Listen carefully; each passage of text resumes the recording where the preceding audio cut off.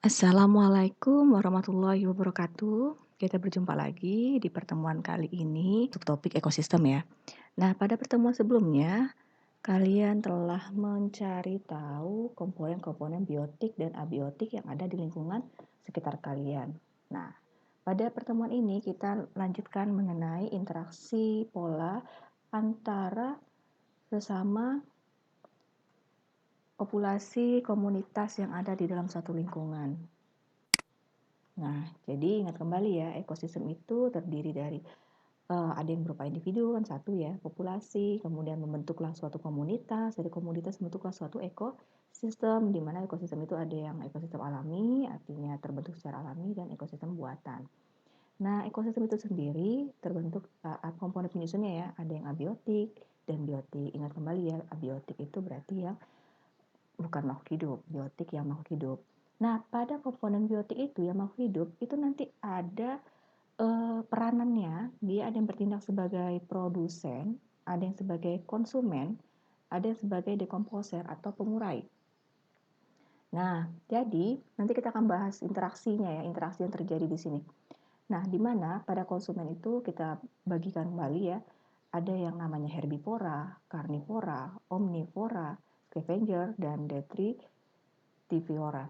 Nah, di mana eh, antara produsen tadi itu akan saling berinteraksi, di mana interaksi antara produsen, konsumen, dan komposer tadi akan membentuk yang namanya rantai makanan.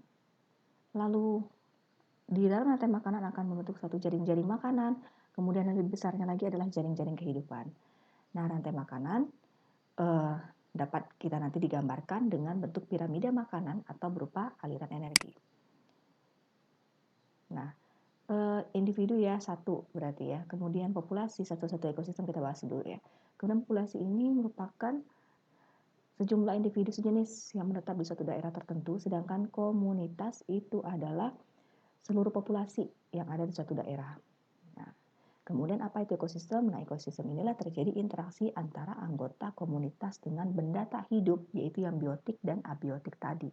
Itu yang namanya ekosistem. Misalnya kayak sawah, di sawah itu ekosistemnya kan berarti ada air, ada ikan, ada udara. Nah, itu sudah mencakup ada interaksi komunitas dengan komponen biotik dan abiotiknya. Lalu ada istilah biosfer ya. Biosfer ini merupakan kumpulan ekosistem yang terdapat pada bumi. Nah, abiotik tadi sudah dibahas ya, yang non makhluk hidup.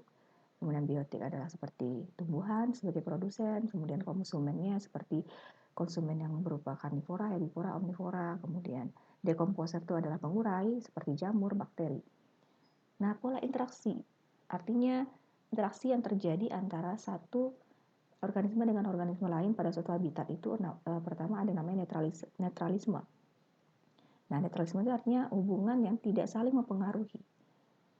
Misalnya kambing dan kodok yang ada di lapang rumput, mereka tidak saling mempengaruhi karena tidak ada interaksi makan dimakannya ya. Kemudian kompetisi. Kompetisi ini interaksi yang terjadi antara individu sejenis atau antar populasi. Dia bersaing untuk dapat tumbuh dan berkembang. Ada yang namanya predasi. Predasi ini interaksi antara pemangsa dan yang dimangsa. Nah, parasitisme. Nah, parasitisme ini terjadi misalnya pada tumbuhan ya. Misalnya dua organisme yang berbeda jenis, di mana salah satunya diuntungkan, yang satunya lagi tidak. Contohnya seperti ini. Tumbuhan yang ini ya, kemudian diparasitkan oleh benang-benang ini, tumbuhan benang seperti ini, yang satu diuntungkan, satunya lagi dirugikan. Mutualisme ini artinya saling menguntungkan antara dua pihak. Ya, jadi tidak ada saling dirugikan. Kemudian ada istilah komensalisme. Interaksi ini menguntungkan satu pihak, tapi pihak yang satu lagi tidak diuntungkan maupun tidak rugi. Contohnya seperti ini. Ikan yang besar ya, kemudian ini ikan-ikan kecil, dia berlindung di ikan-ikan besar supaya tidak dimangsa, tapi ya ikan besarnya pun juga tidak merasa dirugikan ataupun diuntungkan. Lalu ada istilah amensalisme. Amensalisme ini interaksi organisme di mana salah satu organisme menghambat pertumbuhan organisme lain. Nah, itu istilah amensalisme. Nah, di sini saling ketergantungan di antara komponen biotik ada istilah rantai makanan. Nah, pada rantai makanan ini proses perpindahan energi melalui peristiwa makan dan dimakan yang membentuk satu rangkaian, itulah dinamakan dengan rantai makanan. Jadi seperti ini ya. Nih, dari produsen lalu ada konsumen saling-saling dimakan sampai pada saat akhir. Kemudian jaring-jaring makanan ini yang lebih luas lagi, di mana jaring-jaring makan itu satu dengan jaring makan yang lain dapat membentuk suatu yang namanya jaring-jaring kehidupan. Nah, ini yang bisa kamu perhatikan ya, amati. Ini tanda panah ini kan artinya di makan ya, istilahnya. Ini misalnya di tumbuhan dimakan oleh kelinci, kemudian kelinci dimakan oleh anjing hutan, seperti ini. Ini artinya konsumen 1, ini konsumen 2, ini produsennya. Lalu jaring-jaring kehidupan. Jaring-jaring kehidupan ini yang tadi antara gabungan dari jaring-jaring makanan yang saling terkait. Nah, kemudian piramida makanan itu dibentuk dengan seperti ini, bentuknya piramida seperti ini ya. Nah, jadi menunjukkan perbandingan makanan antara produsen, lalu ada istilah konsumen 1, konsumen 2, sampai dengan konsumen yang paling atas. Ini bisa kamu lihat nih, yang paling bawah kan ini produsen nih seperti tumbuhan. Kemudian yang memakannya adalah, ini namanya konsumen 1, lalu konsumen 1 itu dimakan lagi oleh yang kedua seperti ini ya. Kemudian yang terakhir ada konsumen 3. Nah, demikian jelas pembahasan sedikit. Untuk lebih jelasnya berikut ada video tambahan, silakan kalian pelajari. Interaksi makhluk hidup dengan lingkungan.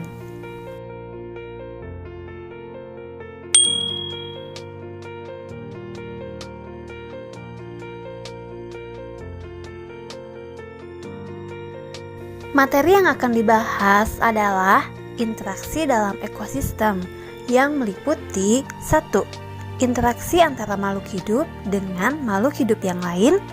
Yang kedua, macam-macam simbiosis. Dan yang ketiga, peran organisme berdasarkan kemampuan menyusun makanan.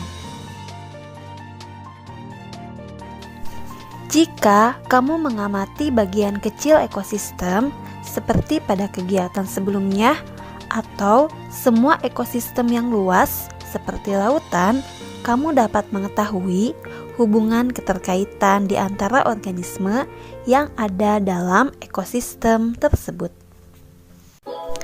Setiap organisme tidak dapat hidup sendiri dan selalu bergantung pada organisme yang lain dan lingkungannya. Saling ketergantungan ini akan membentuk suatu pola interaksi.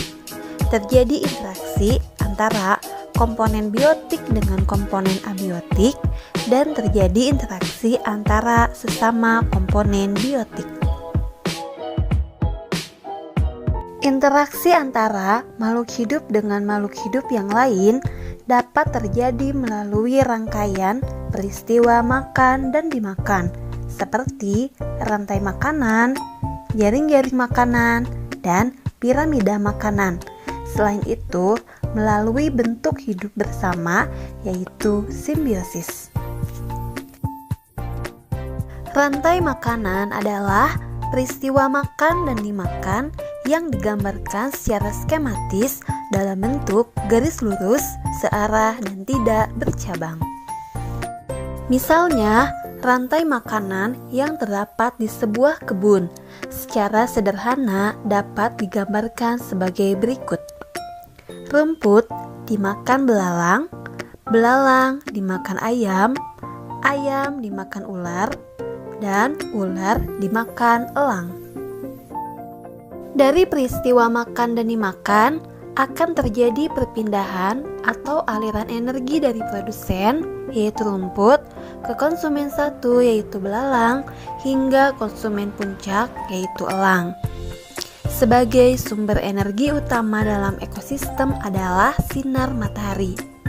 Energi ini diubah oleh produsen menjadi energi kimia dalam bentuk senyawa karbon, misalnya berupa karbohidrat, lemak, dan protein. Jika produsen dimakan konsumen, energi yang tersimpan dalam bahan makanan itu berpindah ke tubuh konsumen dan dapat diubah menjadi energi panas, energi gerak, dan sebagian disimpan dalam bentuk senyawa kimia yang menyusun tubuh makhluk hidup. Ketika konsumen 1 dimakan konsumen 2, terjadi lagi perpindahan energi.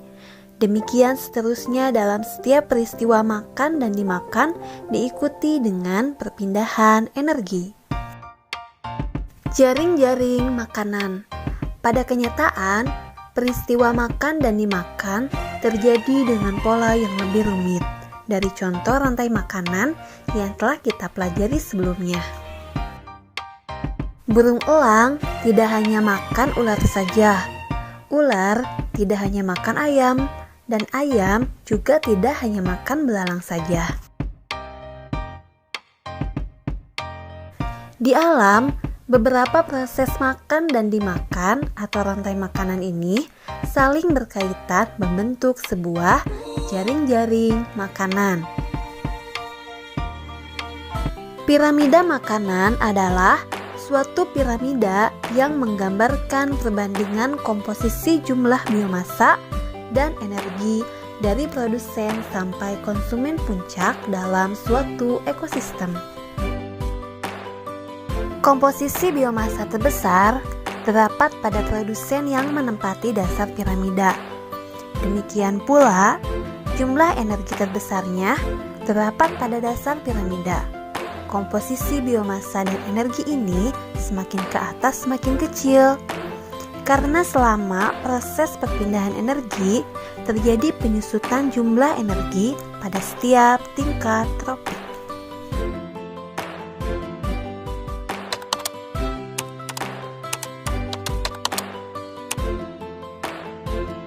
Simbiosis merupakan bentuk hidup bersama antara dua individu yang berbeda jenis. Ada 3 macam simbiosis, yaitu simbiosis mutualisme, simbiosis komensalisme, dan simbiosis parasitisme.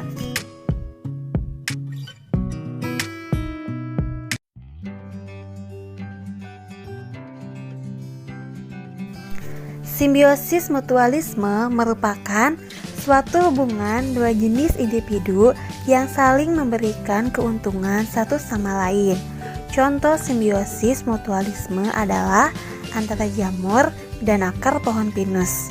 Jamur mendapatkan makanan dari pohon pinus, sedangkan pohon pinus mendapatkan garam mineral dan air lebih banyak jika bersimbiosis dengan jamur.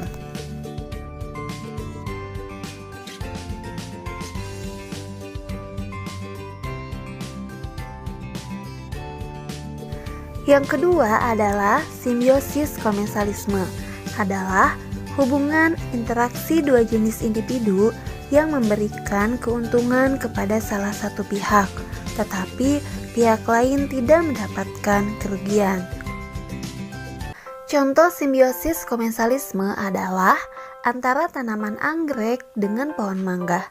Tanaman anggrek mendapatkan keuntungan berupa tempat hidup, sedangkan pohon mangga tidak mendapatkan keuntungan maupun kerugian dari keberadaan tanaman anggrek tersebut.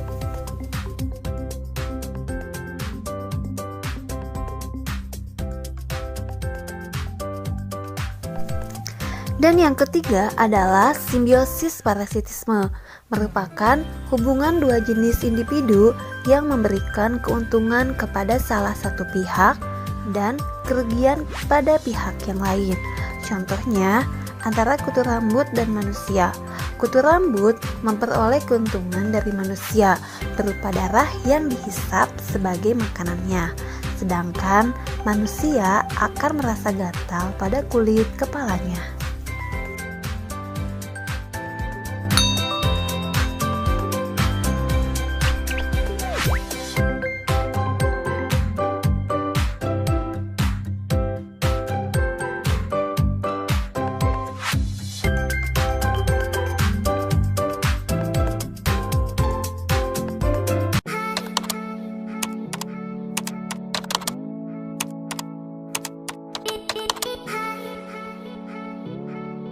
Berdasarkan kemampuan menyusun makanan, peran organisme dibagi menjadi dua, yaitu organisme autotrof dan heterotrof. Organisme autotrof merupakan organisme yang dapat mengubah bahan anorganik menjadi organik atau dapat membuat makanan sendiri dengan bantuan energi seperti energi cahaya matahari dan kimia. Contohnya adalah tumbuhan. Organisme heterotrof adalah organisme yang membutuhkan senyawa organik di mana karbon diekstrak untuk pertumbuhannya. Organisme heterotrof tidak mampu membuat makanan sendiri, sehingga makanannya tergantung dari makhluk hidup lain dalam ekosistem berperan sebagai konsumen. Organisme heterotrof berdasarkan jenis makanannya dibagi menjadi 3, yaitu 1. Herbivora, hewan pemakan tumbuhan. Contohnya adalah sapi, kuda, gajah, kerbau, jerapah, kelinci, dan lain-lain. Yang kedua, karnivora, hewan pemakan daging. Contohnya singa, macan, harimau, ular, burung elang, dan lain-lain. Dan yang ketiga adalah omnivora, hewan pemakan daging dan tumbuhan. Contohnya beruang, tikus, ayam, monyet, musang, dan lain-lain.